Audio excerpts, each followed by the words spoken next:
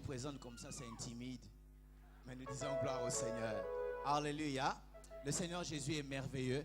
Avant de vous asseoir, s'il vous plaît, est-ce que vous pouvez pas saluer 2 ou 3 personnes de ma part, s'il vous plaît? De ma part, si j'étais vous, j'allais faire un petit compliment pour dire que vous êtes bien habillés, vous sentez bon, vous souriez très très bien. Gloire au Seigneur. Alléluia, gloire à Jésus. Ah.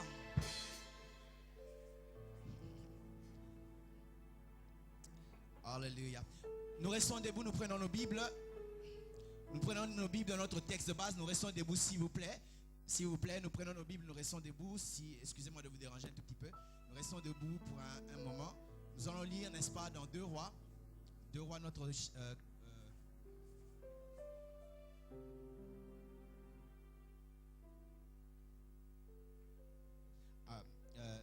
2 Rois 4. Normalement, nous lisons de 1 à 7. Mais il se pourrait que par la grâce de Dieu que nous allions au-delà. Nous allons lire jusqu'à 17 ensemble. Amen. Je vais lire. Avant de lire d'abord, j'aimerais m'acquitter de ce devoir, de dire merci à Dieu qui nous a donné l'occasion, n'est-ce pas, de nous retrouver et d'avoir cette conférence. Je dis merci au pasteur pour nous avoir, n'est-ce pas, fait confiance d'apporter la parole de Dieu. C'est ça que je dis, que c'est comme ça qu'un père est. Quand un père reçoit, ce n'est pas pour lui-même, c'est pour toute la famille.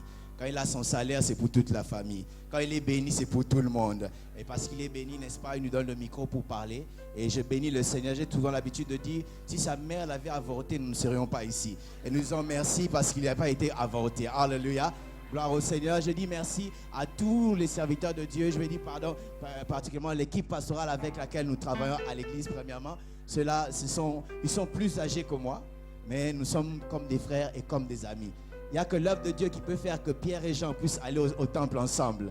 Malgré leur âge qui sont différents, malgré leur caractère, Dieu permet qu'ils soient ensemble pour aller ensemble dans le temple. Et je dis merci à Dieu pour les hommes de Dieu de la ville que j'aime et que je respecte beaucoup, qui sont venus, n'est-ce pas, pour écouter. L'une des choses qui est intimidante, c'est de prêcher là où il y a les hommes de Dieu. Parce qu'ils connaissent la Bible, ils sont familiarisés à la Bible. Pour les autres, ça peut être les épater, ils peuvent croire que c'est une révélation, mais les autres savent. Et je suis... Seigneur, aide-moi. Loin de moi la pensée de pouvoir prouver quoi que ce soit. Mais nous voulons travailler selon la mesure de grâce que Dieu nous a donnée. Je dis merci vraiment avec tout le respect que je vous dois. Amen. Merci à tout le peuple de Dieu vous qui êtes là. Et je crois fermement que quelqu'un sera béni. Et quelqu'un-là, ce n'est pas ton voisin. Si j'étais toi, j'allais dire Amen et très fort et bien. Nous allons lire à toi ensemble. 1, 2, 3. Une femme d'entre les femmes des fils de prophètes cria à Élisée en disant: ton serviteur, mon mari, est mort, et tu sais que ton Seigneur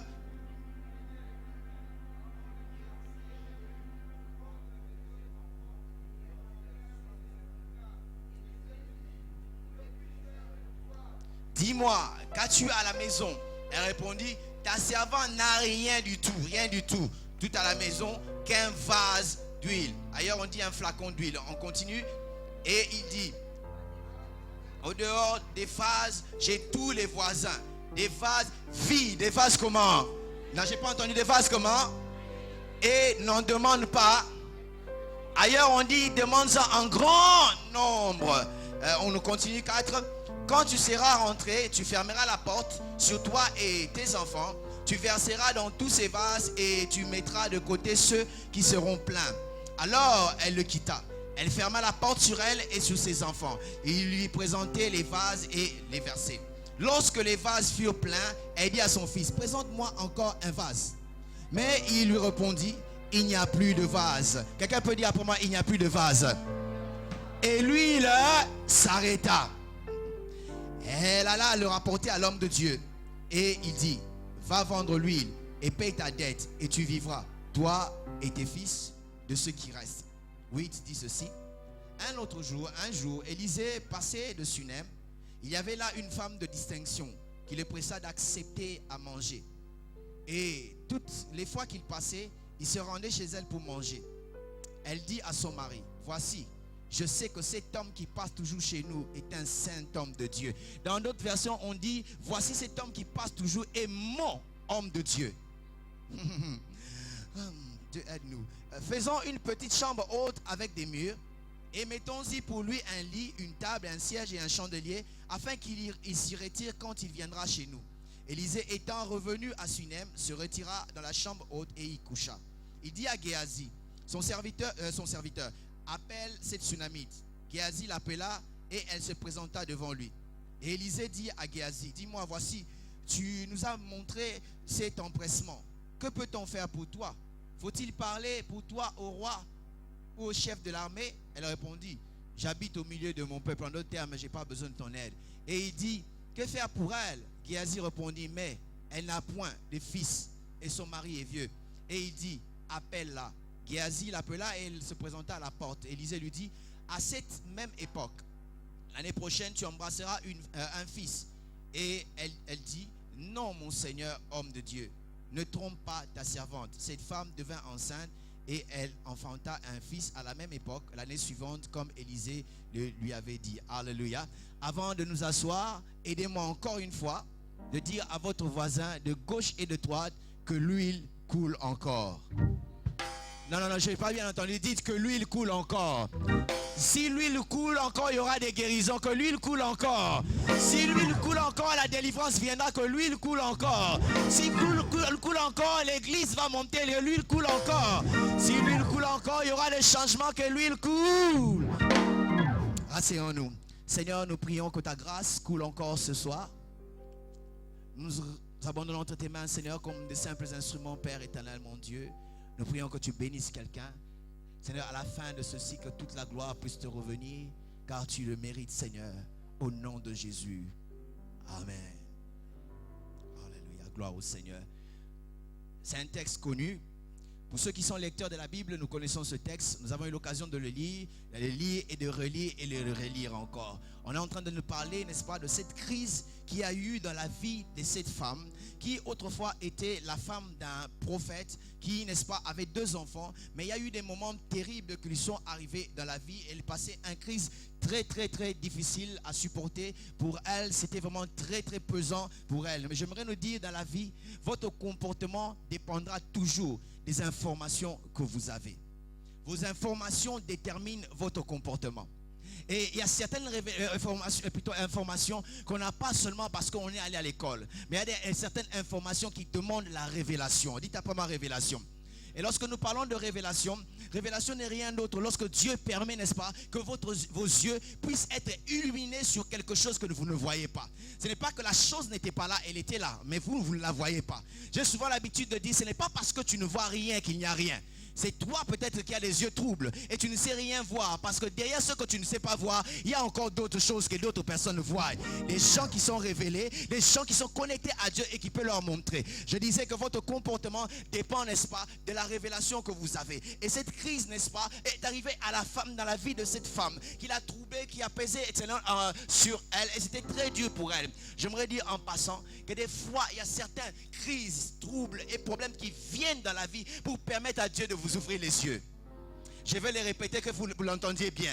Il y a certaines crises, certains troubles et problèmes qui viennent dans nos vies, dans nos ministères, dans nos familles, dans nos affaires, tout simplement pour permettre à ce que nous puissions voir des choses qui sont là pour notre bien mais que nous ne voyons pas. Mais Dieu veut que nous puissions les voir. Est-ce que vous savez que le trouble peut permettre que vous puissiez voir votre force? Et en passant, même les bénédictions peuvent vous montrer, peuvent révéler vos faiblesses. Une bénédiction peut révéler ta faiblesse. Rebecca ne savait pas qu'elle était stérile jusqu'à ce qu'elle soit mariée. Quand elle a été mariée, c'est en ce moment-là qu'elle savait qu'elle était stérile. Il y a d'autres personnes qui semblent être bien aujourd'hui, mais lorsqu'elles reçoivent, c'est en ce moment-là que leurs défauts commencent à sortir. Vous verrez une soeur qui est en Afrique, bien, on l'encourage, tu dois vraiment épouser cette soeur-là. Oh, c'est notre cousine, elle est en Afrique, elle craint Dieu, elle prie, elle aime beaucoup le Seigneur. Et le cousin ici, lorsqu'elle entend de parler avec la soeur en Afrique, la soeur, n'est-ce pas, lui dit, non, j'ai beaucoup prié, j'ai des révélations, Dieu m'a dit qu'on aura des enfants, etc. Oui, le frère est encouragé, va chercher 1, 2, 3 cailloux pour que la soeur puisse venir. Lorsque la soeur viendra, elle arrive en Europe, elle voit la lumière, les châles bénéfices, les choses changent. Elle dit, oh! Elle dit non, les maris ce n'est pas ton frère. Les maris n'est pas de ta famille. Ah! L'égoïsme sort après une bénédiction. La bénédiction peut révéler aussi les défauts. Je ne suis pas là. Mais plutôt je parlais de la crise de ce problème qui a révélé, n'est-ce pas, quelque chose de très fort qu'il y avait dans la vie, n'est-ce pas, de cette femme-là. La Bible dit, dans sa douleur, dans sa crise, dans ses problèmes, elle vient auprès de l'homme de Dieu et dit, non, homme de Dieu, je suis en train de souffrir. Tel que tu es en train de voir, mon mari était prophète. Et il me reste 2 enfants. Et on est venu, n'est-ce pas, on est sur le point de les prendre et de les vendre. Parce que mon mari a laissé tellement les dettes. Est-ce que je peux parler aux parents? Est-ce que je peux parler aux parents? Les parents, avant de mourir, soyez sûrs que vous n'allez pas laisser des problèmes à vos enfants. Mais vous allez laisser des facilités à vos enfants. Je ferme la parenthèse. Alors, elle est venue et dit, non, je souffre, j'ai tel problème. Et l'homme de Dieu lui pose la question, il dit, qu'as-tu dans la maison? Nous connaissons, cela a été dit encore hier, et nous connaissons les textes. Elle dit, ta servante n'a rien qu'un petit flacon d'huile. Oh, le petit flacon n'est pas là aujourd'hui. Un petit flacon, je peux utiliser la bouteille. Un petit flacon d'huile. En d'autres termes, qu'est-ce que peut représenter? Mon problème est trop grand par rapport à ces petits flacons. Mais la Bible dit, n'est-ce pas, c'était un flacon d'huile. Alléluia. Un flacon. L'huile, c'est quelque chose de très important en Israël.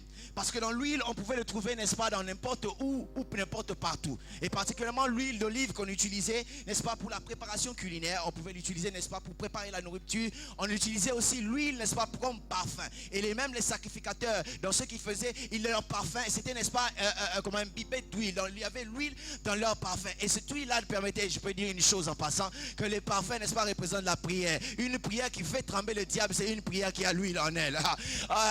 Je disais que non, on utilise c'est pour les lampes, pour que les lampes soient allumées, n'est-ce pas, dans le temple, il fallait aussi l'huile. L'huile était importante, n'est-ce pas, même pour la purification de lépreux. L'huile était là comme remède, n'est-ce pas, pour guérir aussi les maladies. Mais l'huile aussi était aussi le symbole de la prospérité. Parce que Job, parlant, n'est-ce pas, de sa prospérité, dit, mes pieds étaient baignés dans l'huile. En d'autres termes, l'huile aussi est une représentation de la prospérité. Et elle avait la prospérité. Elle avait quelque chose, mais en petit nombre. Pour elle ne pouvait rien faire. Mais elle ne savait pas. Le Dieu qu'elle servait pouvait faire quelque chose.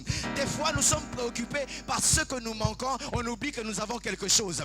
Des fois, nous croyons que le meilleur mari, c'est le mari de l'autre. La meilleure femme, c'est la femme de l'autre. C'est faux. Celui que Dieu t'a donné, celui que tu as. Si tu apprends à découvrir le bien qui se cache en lui et en elle, tu vois, nous croyons que la meilleure chose se trouve ailleurs. C'est parce que tu n'as pas encore la révélation, tu n'as pas la capacité de voir la réalité, les bonnes choses qui se cachent dans ce qu'il y a en toi. Alléluia. Si tu es assis à côté de ta femme ou assise à côté de ton mari, dis-lui, il y a quelque chose en toi. Que Dieu m'aide à voir cela, que Dieu m'aide à découvrir cela. Elle avait quelque chose de valeur. Mais pour elle, elle ne pouvait même pas regarder cela. Je ne suis même pas encore arrivé à mon message. Elle minimisait cela. Elle méprisait. C'est normal parce qu'elle n'a pas compris. Elle n'a pas vu. Si elle savait qu'est-ce que ces flacons d'huile pouvaient lui apporter, elle est changée.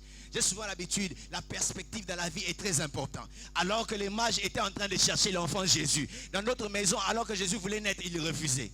Parce qu'ils ne savaient pas la grossesse de Marie portait quoi. Ils ne savaient pas que la grossesse de Marie portait un enfant. Ils auraient pu avoir l'occasion d'entrer dans l'histoire pour dire que ce enfant Jésus est né dans mon hôpital. Mais parce qu'ils ne savaient pas. Que Dieu nous aide à avoir une bonne perception. Je reviens à ce que j'étais en train de dire. Elle avait l'huile, elle ne le savait pas. L'huile est quelque chose de très très important. Apocalypse 6, verset 1 à 6 est en train de nous parler, n'est-ce pas, de la libération de l'ouverture des 7 sceaux. Le premier saut, la Bible dit, on libère, n'est-ce pas, un cheval qui montait dessus, qui était un cheval blanc. Et ce cheval était là en vainqueur, qui montrait la victoire. Et on libère, n'est-ce pas, le deuxième saut, qui était un cheval roux, qui avait reçu, n'est-ce pas, le droit dans l'effet, n'est-ce pas, la paix de la terre. Et le troisième cheval qui le montait, il était, n'est-ce pas, un cheval qui avait une couleur noire. Et lui, son rôle était de frapper l'économie. Mais lorsqu'il était en train de descendre pour frapper, là, le Seigneur va lui dire ceci, oui, tu peux frapper tout, mais ne fais pas du mal au vin et à l'huile. Tu peux tout toucher, mais ne touche pas le vin et l'huile. Or le vin et l'huile, ce sont les symboles du Saint-Esprit. Le vin, c'est l'Esprit en nous, et l'huile, c'est l'Esprit sur nous. Et lorsque Jésus est sorti dans les ministères, la Bible dit, il va dire, il dit, l'Esprit du Seigneur est sur moi pour annoncer. L'Esprit du Seigneur est sur moi pour. Il n'y a pas d'esprit sur sans pour. À chaque fois que le Seigneur oint quelqu'un, c'est pour quelque chose. Il y a toujours une raison pour laquelle on reçoit l'onction. Il y a des gens qui prient pour l'onction pour dépasser les autres. Dieu ne te donne pas l'onction pour que tu dépasses les autres. Dieu te donne l'onction pour un bon but, pour que sa gloire... Oh! Alléluia. il y a toujours un but pour lequel, n'est-ce pas, Dieu délivre, n'est-ce pas, l'onction. Et Jésus, n'est-ce pas, nous lisons cela dans Luc 4, là où le docteur Luc est en train de parler de Jésus. Docteur Luc parle de l'onction, c'est le seul en fait qui parle de cet esprit qui est sur Jésus dans les évangiles. Pourquoi? Parce que Luc le présente comme homme, pour dire qu'en tant qu'homme, il avait besoin de l'onction pour travailler dans le surnaturel. Sans onction, on ne sait pas travailler dans le surnaturel. Or, l'église présente, l'église l'église finitive qui est différente de l'église primitive, doit travailler de l'onction avant que nous puissions monter vers... je rentre à ce que je suis en train de dire. Je disais, n'est-ce pas, qu'il travaille sous l'onction. Et la Bible dit dans Actes 10, 38, vous savez comment Dieu a oint notre Seigneur Jésus d'esprit et de force, qui allait de lieu en lieu, faisant du bien, guérissant tous ceux qui étaient sous l'empire du diable. Pourquoi? Parce que Dieu était avec lui. Il avait l'onction. Non seulement il avait l'onction, Dieu était avec lui. Mais les pharisiens pouvaient se lever, mais Dieu était avec lui. Les gens pouvaient être contre lui, Dieu était avec lui. Les gens pouvaient chercher à le caler, Dieu était avec lui. Les gens pouvaient dire n'importe quoi, Dieu était avec lui. Aïe, aïe, aïe, aïe, aïe. Je dis l'essentiel c'est d'avoir Dieu. Même si on ne t'aime pas, si tu es avec toi, tu réussiras. Si on ne t'aime pas, si tu es avec toi, tu avanceras. Oh, asseyons-nous, je ne suis pas encore arrivé. Alléluia. L'important, n'est-ce pas, que Dieu était avec lui. Et en grandissant dans ma vie, venant d'un pays comme le Congo, le Zaïre à l'époque, où nous avions, n'est-ce pas, deux noms de l'authenticité, nom et le post-nom. J'ai toujours cru que Jésus-Christ voulait dire, le nom c'était Jésus, le post-nom Christ. Mais lorsque j'ai grandi dans les choses de Dieu, j'ai compris que Christ, ce n'était pas le post-nom de Jésus. Au cas où quelqu'un croit comme moi, dans ce temps-là, Christ, c'est le post-nom de Jésus. Christ veut dire, n'est-ce pas, le Messie ou le oint. Tout simplement celui qui a l'onction. Et ça m'étonne. Il avait l'habitude de prier seulement là où il y avait les oliviers. La Bible dit, n'est-ce pas, qu'il s'est retiré souvent dans le monde des oliviers pour prier. Des fois, il passait toute la nuit. Et vous savez aussi que le jour, il venait sur le monde des... Et j'aime l'olivier. Je me rappelle un jour, lorsque Dieu s'est fâché contre la terre, il a détruit, n'est-ce pas, par comment on dit, le fleuve, comment on dit ça, déluge. Il a détruit le déluge, n'est-ce pas, qui est descendu. Le signe de paix pour montrer que les choses étaient calmes déjà. C'était une colombe qui a amené, n'est-ce pas, une feuille d'olive. Pour montrer que le jugement est là. Mais Dieu a déjà déclaré la paix. C'est Christ, n'est-ce pas, même pour aller attaquer la croix. Merci. Pour aller à la croix, il est passé par Gethsemane, qui était, n'est-ce pas, un jardin au bas de montagne des oliviers. C'est là qu'on appelle un lieu de pressoir où les olives devaient être pressées pour que l'onction puisse sortir, qui allait servir en dehors. J'aimerais dire en passant, tu ne peux pas recevoir l'onction active si tu ne passes pas par des troubles et des problèmes. Je peux t'imposer les mains, tu tombes aujourd'hui, tu reçois. Mais pour que cette onction devienne active, il faut passer par des troubles et des problèmes. Ne te moque pas de moi quand je suis dans les troubles. Ne te moque pas de moi quand on me critique. Ne te moque pas de moi lorsque tout le monde se moque de moi. Je ne sais pas, c'est Dieu qui est en train de me presser pour que l'huile qui est en moi puisse déjà sortir afin de servir. Alléluia. Un jour, dans une salle de classe, un ami racontait, il parlait d'un grand homme de Dieu, Idaosa.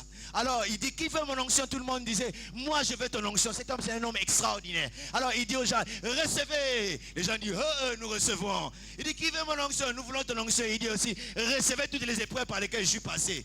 Au lieu des gens disent amen, dit, Parce qu'il n'y a pas d'onction sans qu'on puisse passer par la pression. Car la pression amène l'onction. Vous n'avez jamais vu, n'est-ce pas, lorsqu'on prend de l'eau pour arroser, plus on la presse, c'est alors que la puissance de l'eau sort. Voilà pourquoi les gens qui ont compris qu'ils ont l'onction, ils savent qu'ils sont comme des flèches. Je dis comme des flèches. Et pour qu'une flèche puisse avoir la vitesse, on doit la tirer derrière. Les choses peuvent sembler rentrer en arrière, mais au contraire, Dieu te donne la vitesse.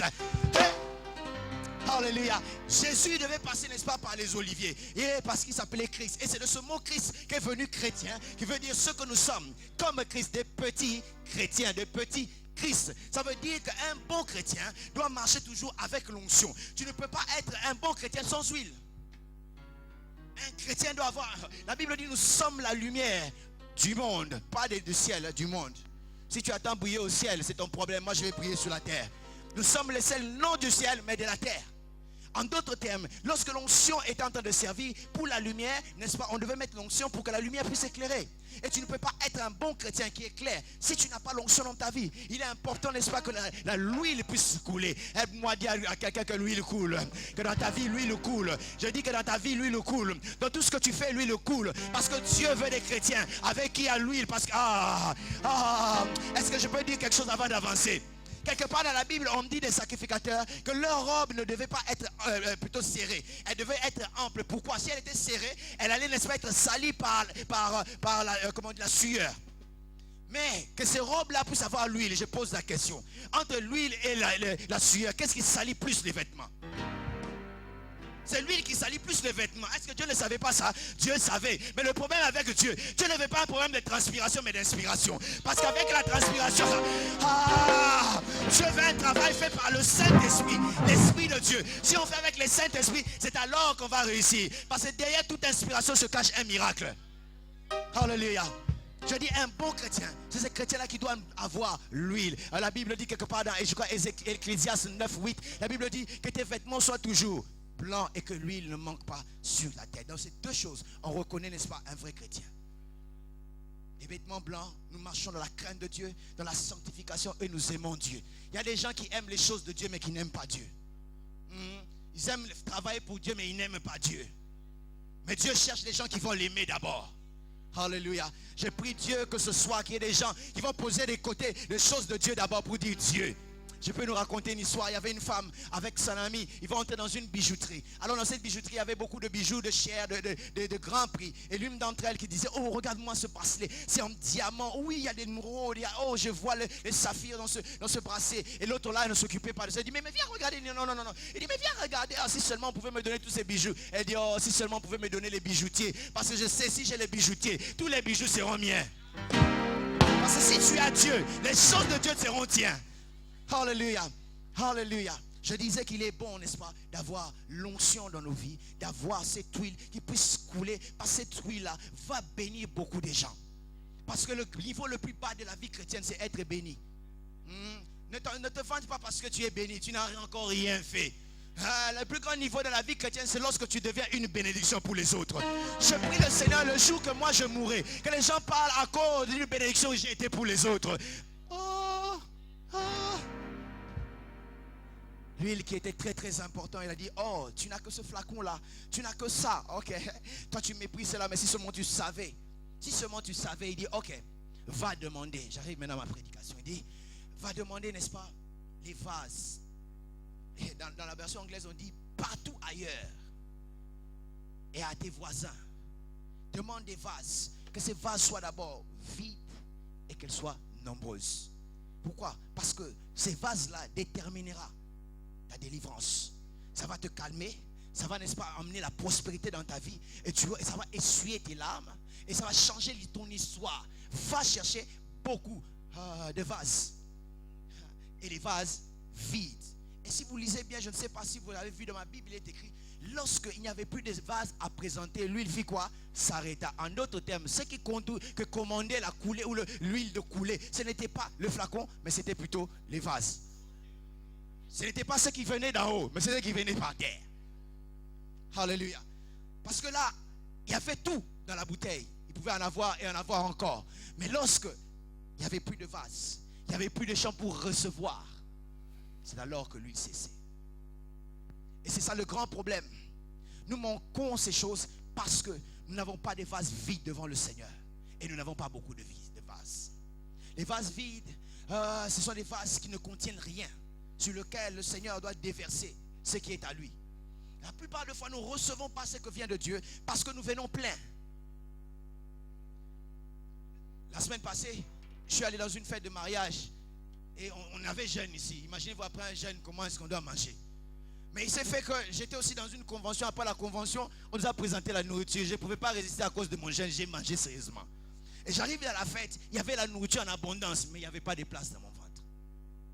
Je veux dire quoi? Avec Dieu, il y a l'onction en abondance, mais c'est seulement la place dans nos cœurs pour recevoir cela. Gédéon est en train de se poser la question. Il dit, où sont les miracles que nous ont parlé nos pères? Il dit, c'est comme si ce Dieu est fatigué. C'est comme si ce Dieu n'existait pas. Non, ce Dieu est toujours là. C'est vous qui n'avez pas soif pour chercher ce Dieu. Je crois que Dieu peut encore ressusciter les morts aujourd'hui. Je crois que Dieu peut guérir encore le cancer aujourd'hui. Je crois que Dieu peut encore guérir...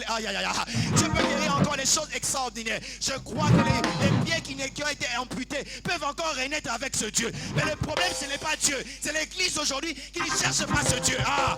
Je prie le Seigneur qui nous donne les gens qui ont le cœur de dire où est ce Dieu, pour chercher Dieu. Parce que le cœur a tellement soif de Dieu. La Bible dit, heureux ceux qui ont soif et faim du royaume, car ils verront. Tu ne peux pas voir Dieu si tu n'as pas faim ni soif. Il faut voir les gens comment ils viennent à l'église. Ils viennent à l'église en traînant les pas. Ils traînent les pas. Ils croient qu'ils viennent passer le temps. Nous ne venons pas passer le temps dans la maison de Dieu. Nous savons lorsque nous venons, c'est un rendez-vous du donner et du recevoir. Je dis rendez-vous du donner et du recevoir. Je viens le louer et l'adorer. Je sais en retour, il y a quelque chose qui va se... Quelque chose va se passer. Parce que nous n'avons pas la soif. Un jour, alors que Élie était sur le point de monter, son successeur Élisée était là, n'est-ce pas? Et la Bible dit que lorsqu'il suivait Élie, il y avait d'autres fils de prophètes qui le suivaient et dit, sais-tu que ton maître sera élevé aujourd'hui? Ici, je le sais, taisez-vous. C'est compliqué. Il y a des gens qui connaissent la promesse, ils connaissent la prophétie, mais ils ne font rien pour la prophétie. Ils peuvent vous raconter tout ce que Dieu peut faire, mais ils ne démontrent pas ce que Dieu peut faire. Et Élie dit, non, moi je sais qu'il va être enlevé. Mais mon problème, ce n'est pas qu'il soit enlevé. Mais mon problème, c'est que je reçoive quelque chose qui est en lui. Et la Bible dit, il a suivi, je vais y revenir. Il a suivi. Et lorsque Élie lui a dit, n'est-ce pas, lorsque je serai en train de monter, n'est-ce pas, etc., si tu es capable de me voir et tout, te dit, tu demandes une chose difficile, mais. Et il a continué à suivre. Et la Bible dit, lorsqu'il est monté, il a pris le manteau. Il a pris le manteau. Mais j'aime, il n'a pas fait n'importe quelle prière. C'est la prière qui nous manque à l'église aujourd'hui, la prière des où est. Nous faisons des prières de demande, mais nous ne faisons pas des prières de où es-tu. Nous ne faisons pas des prières de recherche. Or, la Bible dit que la gloire de Dieu est, n'est-ce pas, est de pouvoir se cacher. Et la gloire de roi, c'est de pouvoir découvrir ce que Dieu a caché. Et parce que nous ne cherchons pas, ne peut trouver que celui qui cherche. Parce que nous ne cherchons pas, nous ne pouvons pas le trouver. La Bible dit dans le livre de Jérémie, vous me chercherez et vous partirez. Si vous me cherchez de tout votre cœur, je me laisserai trouver. Le problème, c'est que nous ne cherchons pas Dieu assez. Et voilà pourquoi nous présentons un christianisme. Si j'étais à Kin, j'allais dire Bikoro, Moniato. Oui, des faux christianismes. Parce que le véritable christianisme change son environnement. Alléluia. Et ma prière, n'est-ce pas, que nous puissions faire ces prières. Oh, il a eu le manteau, mais il a crié, où est le Dieu d'Élie? Parce qu'il savait, le manteau d'Élie sans le Dieu d'Élie n'est nul. Nous crions derrière les manteaux au lieu de chercher le Dieu qui peut rendre ce manteau. Oui, nous cherchons des choses bien, mais qui ne sont pas plus importantes que le Dieu. Nous pouvons avoir des grandes salles, des jolies salles, n'est-ce pas, de bonnes choses, mais ce qui est plus important, c'est Dieu-là qui puisse remplir nos temples pour faire la différence. Parce que laissez-moi nous dire, un temple joli aussi qu'il soit plutôt, sans le Dieu de ce temple-là, n'est comme une boîte de nuit. Où est le Dieu, l'Éternel, le Dieu d'Élie? Il devait trouver le Dieu d'Élie qui allait descendre. Et c'est ce que Salomon a fait. Parce que Salomon avait compris. Il dit, il va dédier le temple pour que Dieu puisse descendre. Parce que ce temple-là, bien qu'il y avait l'or, bien qu'il y avait tout ce qu'il pouvait avoir, c'était la même chose comme les pyramides. Du reste, les pyramides pouvaient être plus glorieux que ces temples-là. Mais ce qui faisait la différence, c'était la gloire de Dieu. Voilà pourquoi il devait chercher à ce que dédier ce temple-là pour que le Dieu puisse descendre afin qu'il y ait la différence. C'est ça notre problème. Ma prière, que Dieu suscite des gens. Ils seront tellement assoiffés de Dieu. Ils vont chercher Dieu. Jour et nuit, ils vont dire, je suis en train de chercher Dieu. Les gens vont se moquer de toi, mais continue à chercher Dieu. Ils vont dire, tu exagères, j'exagère, parce que je cherche Dieu. Tu ne vois pas cela, mais plus je passe du temps dans la présence de Dieu, les choses sont en train de changer. Toi, tu ne vois pas. Je dis, toi, tu ne vois pas. Moïse, en fait, ne savait pas lui-même. Alors qu'il était dans la présence de Dieu, la Bible dit son visage commençait à briller et personne lui-même ne le savait pas. Mais quand il descendait, les gens commençaient. C'est même les gens là qui ne t'aiment pas. Même les gens là qui ne croient pas. Lorsque les visages commencent à changer, ils commencent à dire il y a quelque chose qui se passe. Et pour arriver à ce. Restons dans la présence de Dieu. Elle m'a dit à ton voisin, reste dans la présence de Dieu. Pierre a essayé une fois d'esquiver. Il dit non, je n'étais pas celui-là. Tu parles comme parce qu'on ne peut pas rester près de Dieu et être les mêmes. Quelque chose doit se passer dans nos vies. Yes. J'aimerais dire à quelqu'un, tu es en train de chercher Dieu. Continue à chercher Dieu. Je dis continue à chercher Dieu. Je répète, je dis continue à chercher Dieu. On lui a demandé, amenez-moi 6 vases. Remplissez les d'eau. On a rempli ces vases d'eau. Et puis il dit, allez donner. Il n'a rien fait. Il a dit seulement, allez donner. Il a donné. C'était de l'eau seulement. Mais il fallait donner l'occasion qu'on puisse goûter pour qu'on sache que ça a été changé. Le problème c'est quoi? Il croit que tu es le même. Mais tu cherches Dieu. Laisse seulement que Dieu puisse donner l'occasion, on va te goûter. Et on saura que quelque chose s'est passé dans ta vie. Où est le Dieu, l'Éternel, le Dieu? Nous voulons chercher ce Dieu jusqu'à ce que nous le trouverons. Je disais que ces vases devaient être vides. Ces vases devaient être vides. Et aussi, ils devaient être en grand nombre pour que l'huile puisse continuer. Des fois, nous demandons des choses à Dieu pour lesquelles nous ne sommes pas capables de pouvoir contenir. Jésus a dit à ses disciples, j'ai encore beaucoup de choses à vous dire, mais vous ne pourrez pas les supporter maintenant. En d'autres termes, c'est beaucoup auprès de moi, mais chez vous, le conteneur est trop petit. C'est à vous de pouvoir agrandir cela, agrandir la capacité pour pouvoir avoir ce que Dieu a pour vous. Le receveur de devenir grand. Il a voulu, n'est-ce pas, bénir Israël dans Ésaïe, je crois, 54. Il dit, rejouis-toi stérile, toi qui ne portes pas d'enfant, mais élargis d'abord l'espace de ta tente. Parce qu'avant que Dieu puisse venir te visiter, il a commencé, n'est-ce pas, à te souffler. Et c'est à toi, n'est-ce pas, de pouvoir élargir, être prêt à le recevoir. Parce que dans nos maisons, lorsque nous sommes sur le point de recevoir des gens importants, qu'est-ce que nous faisons? Nous arrangeons la maison. Et pour que Dieu puisse venir, n'est-ce pas, remplir, il faut, n'est-ce pas, lui donner de l'accès, lui donner de la place, chercher la capacité. Ouvrez-vous. Mais comment? Oui, nous faisons des prières. J'ai enseigné, envoie les Irlandais, envoie les Irlandais, envoie les Irlandais. Mais j'ai dit, quand ils viennent là, est-ce que tu sauras les garder? Alléluia. Parce que tellement la capacité, je veux dire, le récipient est petit. Mais ce que Dieu veut donner est grand. Si tu veux les avoir, commence à grandir.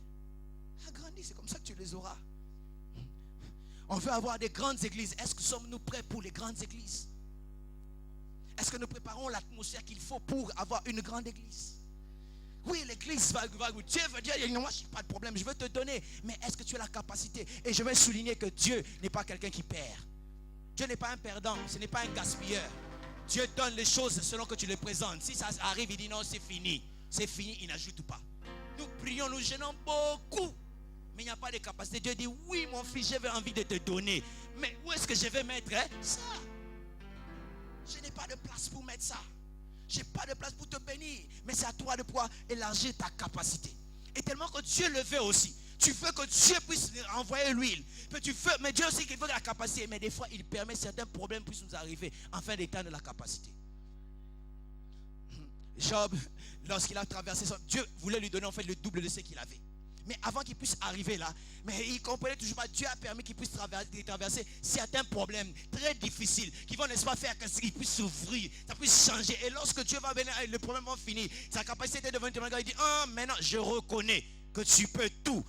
En d'autres termes, Job, depuis longtemps, tu ne savais pas qu'il pouvait tout. Il savait, mais il n'avait pas de place. Mais lorsque Dieu a traversé, elle a fait traverser ce temps-là, c'est en ce moment-là qu'il a su qu'il était capable. Nous, enfants de Dieu, nous, église de Dieu, nous voulons des grandes choses, mais arrangeons-nous, préparons-nous pour des grandes choses. Et l'une des choses que nous devons préparer, c'est nos caractères. Amen. Je dis amen à moi-même. L'une des choses que nous devons changer, c'est nos caractères. Oui, que nous ayons des caractères des enfants de Dieu. Je ne te reconnais pas à cause du feu que tu craches dans ta bouche, mais je te reconnais à cause de la sainteté en Dieu.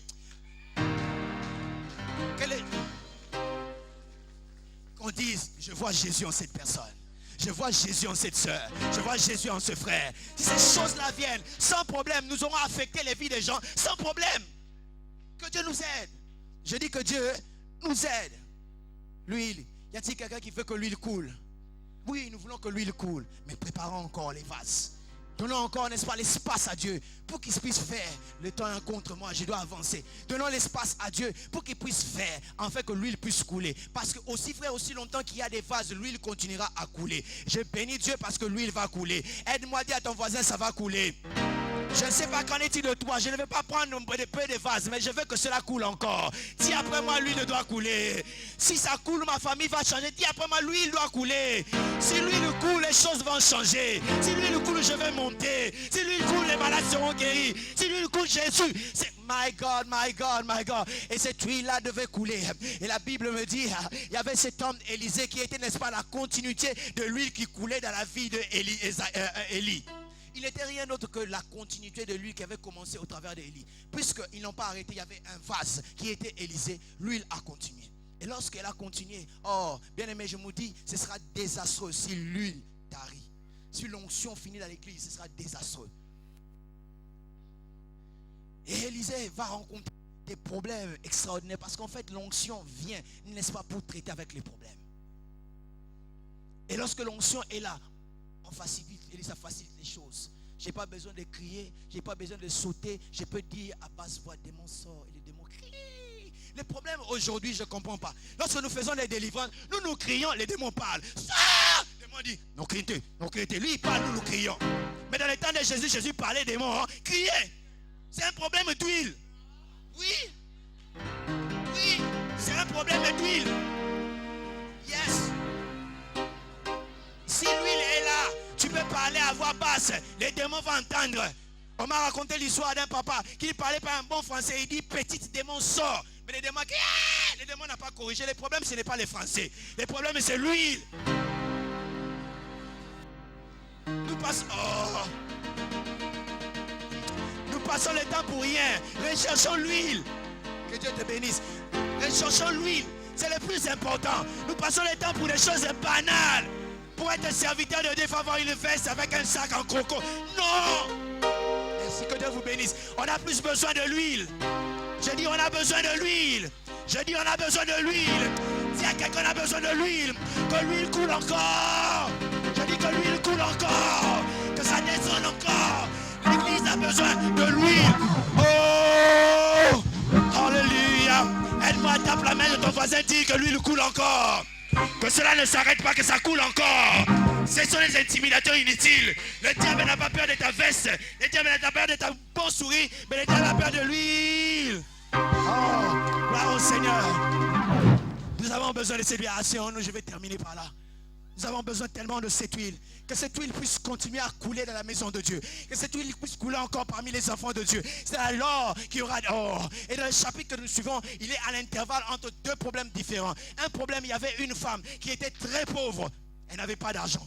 De l'autre côté, il y avait une femme qui avait beaucoup d'argent. Une femme comme ça qui avait des enfants mais pas les moyens de les nourrir. Une autre qui avait les moyens mais pas d'enfants pour nourrir.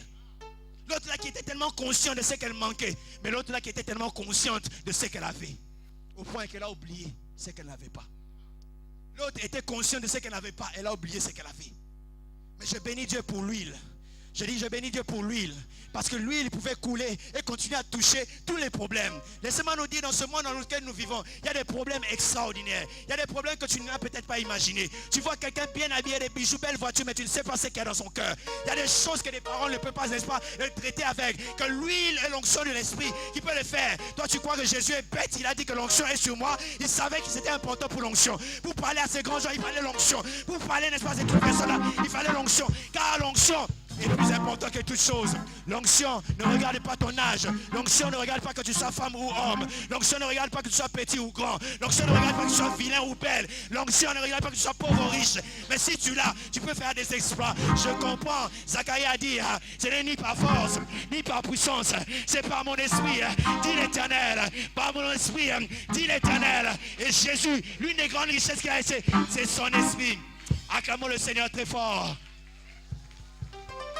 Alléluia. Gloire à Jésus, gloire à Jésus.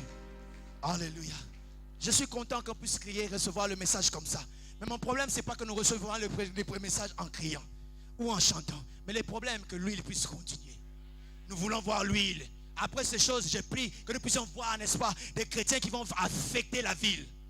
Alléluia. Alléluia. Alléluia. Vous savez, c'est étonnant de voir quelqu'un comme Paul. Même les démons le connaissaient. Paul, nous connaissons. Jésus, nous connaissons, mais qui êtes-vous? Parce que c'est quelqu'un qui faisait des dégâts dans le camp du diable. Ma prière, parce que je ne vous dis pas les dégâts que le diable est en train de faire. Je peux parler même de notre ville et de notre communauté. Si vous entendez les choses qui se passent dans cette ville, bien aimé, et si vous n'êtes pas sensible, tu n'es pas les... J'allais dire ça, mais je ne dis pas ça. Il y a des choses terribles qui se font. Il n'y a que la grâce de Dieu qui peut nous aider, n'est-ce pas, à traiter avec cela. Que Dieu nous aide, que l'onction parle plus que toute autre chose. Que l'huile de Dieu puisse agir plus que toute autre chose. Est-ce qu'il y a-t-il quelqu'un qui va être le canal par lequel l'huile va couler? Qui se lève là où nous allons prier le Seigneur. Alléluia, gloire à Jésus. Oui, acclamons le Seigneur très fort, et nous allons prier le Seigneur. Alléluia, merci Seigneur. Merci Seigneur. J'aimerais que nous puissions élever le Seigneur. Il est Adonai. Alléluia. Nous voulons élever nos voix. Il est Adonai. Élève ta voix. Commence à parler à ce Dieu. Commence à l'élever. Commence à le bénir. Il mérite d'être élevé, exalté, glorifié, magnifié. Oui, élève ta voix. Élève ta voix. Commence à bénir le Seigneur. À ce Adonai là. Ce Adonai, ce Dieu tout-puissant, veut se démontrer au travers de toi. Il aimerait, n'est-ce pas, agir au travers de ta vie. Pour que les choses changent dans ton entourage, dans ton église, dans ta famille, partout où tu résides. Adonai, toi le maître de mon cœur. J'aimerais que nous puissions chanter cela ensemble. Alléluia. Élève ta voix, commence à chanter. C'est bien-être qui demeure. Adonai, sur ton je m'établis. Élève ta voix, chante cela. Yes. Le Dieu très haut. je m'accomplis. Le Dieu très haut. Adonai, Le Dieu très haut.